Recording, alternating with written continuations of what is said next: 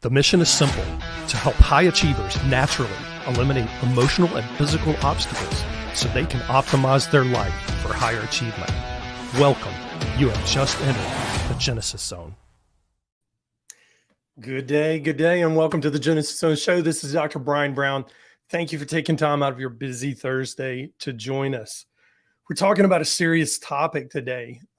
Today's show is more about creating awareness and delivering a community service announcement than it is anything, because the opiate epidemic that we're fighting, this war that we're fighting, is getting out of control, quite frankly. So now that you have that heads up, if you're thinking about tuning out, please don't do that. If you think this doesn't apply to you, it does. If you have children, grandchildren, nieces or nephews, brothers or sisters that you care about and love, then you owe it to yourself and you owe it to them to listen to this podcast episode today. It's literally a matter of life or death, and it may actually save someone that you know. There's never been a more helpless feeling than the feeling we have right now around the world as fentanyl pours into our countries and into our communities, and into the bloodstreams of a growing portion of our population. It is a truly helpless feeling that we have. And I'm going to tell you how to overcome that helplessness here in just a second. But the even more helpless feeling of all this is when someone you love, someone that's close to you, loses their life to this war that we're in. And you heard me correctly. It is a war. This opiate epidemic is a war. It's an all-out assault on the lives of those we love. And today I'm going to share the one thing that you can do to help start winning this fight against the opiate epidemic. Recently, I had the distinct pleasure of being trained in AccuWellness auricular acupuncture, which is ear acupuncture.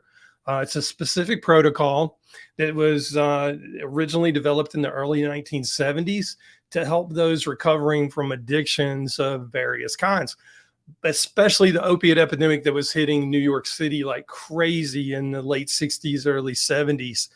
And some of these communities in the New York area did not have the resources to offer their community for detoxification and addiction recovery. So this movement started, a local movement started, and it got the attention of a lot of health professionals. A man who's very seasoned acupuncturist said, I can help this community. And they developed a very quick protocol that can be used using only the ears to help people work through their detoxification and addiction issues. Typically, treatment needs to occur about every 3 days when you're actively struggling with detoxification or in the throes of your addiction until you get your legs underneath you and you get some strength. But it's worth it, and it works. It works. I've seen it clinically work. Like, it's amazing how well it works. And it is a very calming procedure, quite frankly. In the course of that training, just in one weekend, I had 5 treatments myself, and I'm telling you, super chilled out through that whole process. They've subsequently found that the auricular acupuncture protocol that was originally developed for detoxification and recovery also works well for mood type issues and challenges, anxiety disorders, ADHD, and a host of other challenges such as smoking cessation, overeating, those types of things. So it works for a lot of things, and it really, really, really does work. It helps a lot. But while I was in that acupuncture training, we segued onto the topic of the opiate epidemic in America. Now, the training that I attended was in Nashville, Tennessee, and the trainer was a local Nashville native, deeply involved in the recovery community movement there. Now, she explained that in Nashville, they are seeing this epidemic cross all socioeconomic barriers, whereas typically we would see the highest addictions among lower socioeconomic groups You don't see that in this particular epidemic. It's crossing all barriers. Young people from all walks of life and all backgrounds are accidentally overdosing on fentanyl, and they're getting it in their vape cartridges. Yes, I was blown away when I heard that. She said that in the week prior to the class that we were attending, that 3 kids at a local private school had overdosed on fentanyl that was in their vape cartridges that they had bought off the street, not from a vendor or a store. That they had bought these vape cartridges off the street. They were laced with fentanyl, and they all ended up in the emergency room. Thankfully, because of fast action, because of the one thing that we can do that I'm going to share with you later, all 3 of those young people survived that. And that's what we're going to do to equip ourselves, is what happened with these kids. Now, where they're also finding fentanyl is also in marijuana. It's also in cigarettes. So if you're bumming a cigarette off of somebody off the street, and you're smoking that, chances are it could be laced with fentanyl. If you're smoking marijuana, chances are it could be laced with fentanyl. This drug, nor the drug dealers who push this stuff, care what side of town your child lives on. They just want the drug sold, and they don't care what delivery mechanism it's in. They just want it out there on the streets. Now, my acupuncture instructor during that training also told the story of a local pre-med student at a prestigious private college there in the Nashville area, who bought what he thought was Adderall off of a peer to help him study for the exams, to help his attention, concentration, and focus. Unfortunately, hours later, this young man was found dead in his room due to the fake Adderall having delivered a lethal dose into his system. And it was the fake Adderall was mixed with fentanyl. Sadly, the people who manufactured the fake Adderall made the pill look exactly like the commercial manufactured version, because they found some of the extra pills in his room. They looked exactly like commercial grade Adderall. And then when they tested him for fentanyl, it was positive for fentanyl. It was lethal doses. So they knew that's what he had ingested, because on autopsy, his blood work showed that he had received a lethal dose of fentanyl, but he also had the amphetamine in his system. So they knew that he had gotten quote unquote amphetamine, or what he thought was Adderall, mixed with fentanyl. And it just stopped his breathing, because that's what fentanyl does. It slows your respiratory rate down until you stop breathing. And then you go into cardiac arrest because of that. Story after story in the media of people dying from fentanyl overdose plagues our local communities and fills our minds with hopelessness and the morbid, or the seemingly morbid, reality that there's nothing that we can do to combat this. That is far from the truth. There's a lot that we can do to combat this.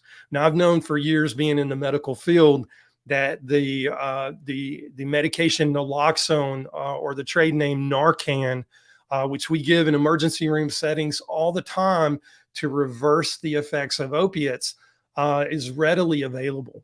Now, you find Narcan kits and naloxone kits in a lot of communities, but where can we find these naloxone kits? So this is the one thing you can do. I carry at least one Narcan kit in my vehicle at all times. And the reason I do that is because I never know when I'm going to be at the movie theater, at the grocery store, at church, or wherever I am, and somebody passes out. There was a story recently of a grandmother. She was in her 80s, and she had been having a lot of knee and hip pain. And her well-intentioned grandson gave her, again, what he thought was a Tylenol number 3, just a little bit of hydrocodone. And it looked exactly like a Tylenol number 3, when in reality, it was a pressed pill made to look like a Tylenol number 3 that he bought off the street. And it did. It looked exactly like the pharmaceutical name brand, except for the fact that it had fentanyl in it. And when the grandmother took it at church, right before she walked into church, she passed out dead in church. Now, luckily, somebody had one of these naloxone kits, and they immediately administered to it, and grandma comes back to life. And of course, 911 had already been called. They get there, they take her to an emergency room, and they meet her needs from there.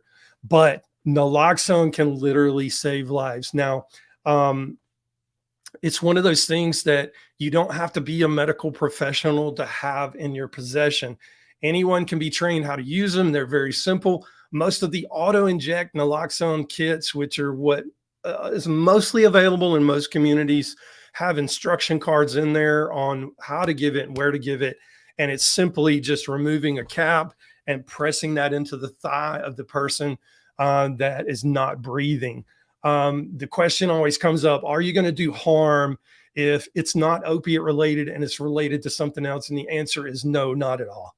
But we have to assume, with as much fentanyl as there is on the street and as much sneaky fentanyl as there is on the street, hidden in various areas and things that our younger people and even our older people are ingesting, that we have to assume that this is an opiate overdose when we walk up on a person who is passed out and not breathing, or they're breathing very erratically, or they're starting to turn cyanotic, which means they're turning blue, and their color's not right, which means they're not getting enough oxygen. We have to assume that this is an opiate overdose before anything, and we have to administer that. And then if there's still no pulse, not breathing, we administer CPR until 911 arrives. But again, there's no set protocol on how to do this in the community, but there are organizations that actually will educate you on how to do that. So scrolling across the bottom of the screen is a URL that I put there specifically for today's show. It's from harmreduction.org, and it's part of their resource center. And you can look on the map for a harm reduction education center, outreach center near you. So follow that URL, go there, find a harm reduction center near you. And there are various centers, they're nonprofit organizations, and they actually will have, in many cases, in many communities, depending on state law, but most state laws are agreeable to this. Now, I know in Tennessee, anyone non-medical or medical can have Narcan or naloxone kits. And I think that's one of the best things they ever did. Your state laws may be a little bit different, but being able to have access to the education and knowing what to do.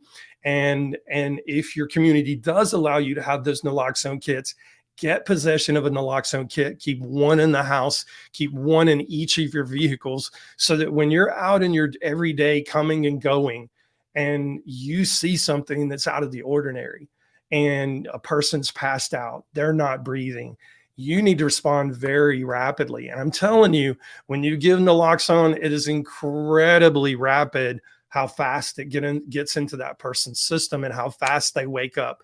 It's almost instantaneously. It's like watching the dead raise. It's just hilarious, almost hilarious, and not funny. I'm not saying I'm making light of this, but it's just like surprising to see every time it kicks in.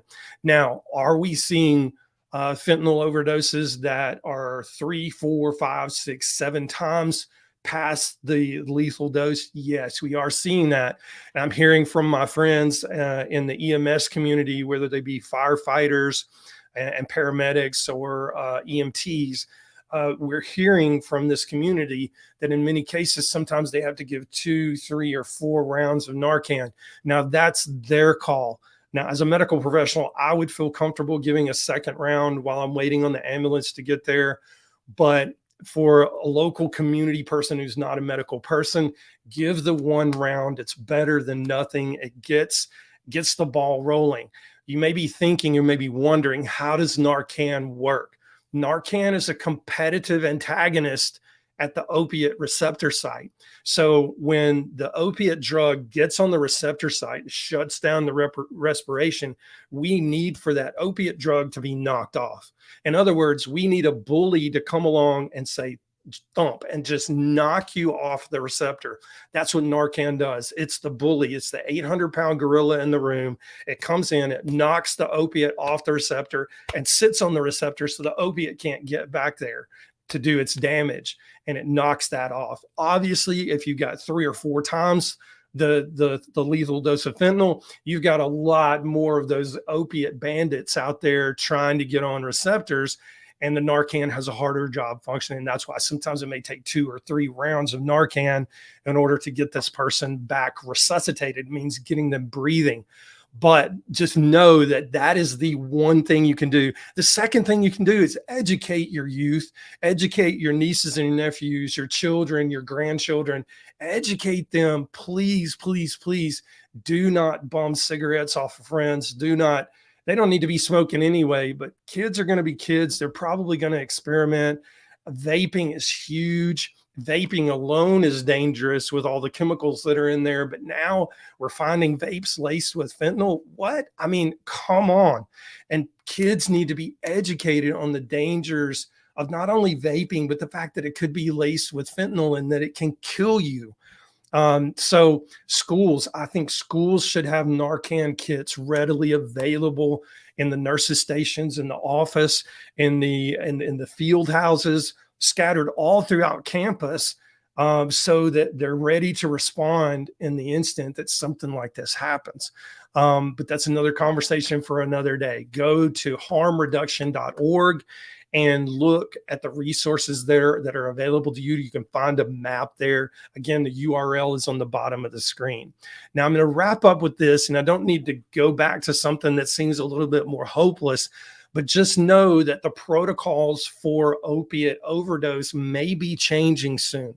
And the reason is there's a street drug, actually it's a pharmaceutical, it's called xylazine. And it's called Trank on the street. That's the nickname. So among the drug abusing community, you'll hear people talk about Trank. They're talking about xylazine. And what we're finding is in certain pockets around the United States, we're finding fentanyl actually combined with xylazine. Horrible combination, dangerous combination. So in the state of Connecticut, Yale School of Public Health recently did a demographic search in their area. And in Connecticut, they found a 5.5-fold increase in overdose between 2019 and 2021 related to xylazine or Trank being added to the fentanyl. So just want to put that on your radar screen as something to be aware of, not from a fear standpoint, but just to know that people are starting to stand up and take notice. People in the public health arena, people in the medical arena are starting to take notice and saying, we need to educate the public and we need to get these kits in as many hands as possible. And we need to be constantly modifying the protocol so that the safest, most effective treatment is available in the community while we're waiting on EMS to arrive. And that's what I've got for today. That's enough. It's a heavy topic.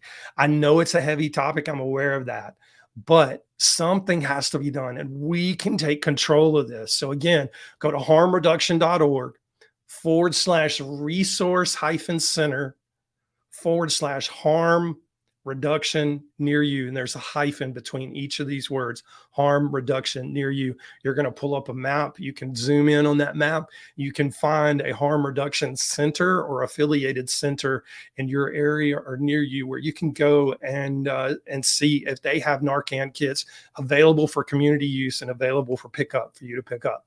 And they will give you however many you need. Just tell them, I have a plan. I want one in each vehicle. I've got 3 vehicles. I have a home. I have an office. I want to keep one at home, one in each vehicle, one at the office. I need 5 kits, and they will gladly issue you those kits. And they'll even do a spot training many times to teach you how to do it.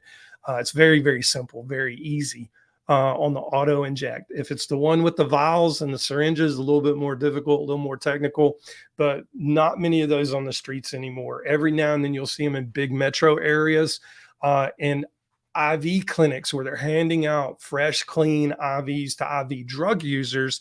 They will actually hand them vials of naloxone and clean IV syringes and needles so that if there is an overdose, they know exactly what to do to hit a vein in order to get naloxone in a person. So, I mean, it's it's semantics at that point. But for the layperson who's not familiar with that, the auto inject kits that many communities have inject right into the thigh muscle and get into the system that way. That's all I've got for today. This is Dr. Brian Brown. As always, grateful you spent this time with us here today. Until next time, stay in the zone.